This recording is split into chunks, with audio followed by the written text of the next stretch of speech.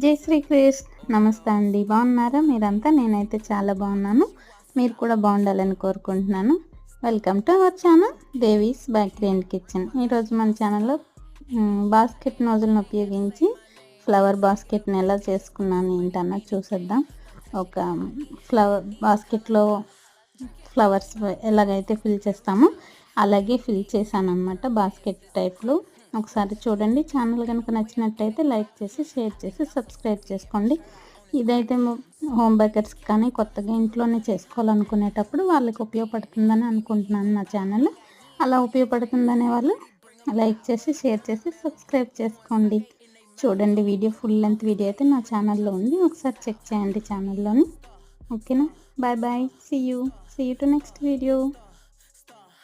జై శ్రీకృష్ణ. నమస్తే అండి, బాగున్నారా మీరంతా? నేనైతే చాలా బాగున్నాను. మీరు కూడా బాగుండాలని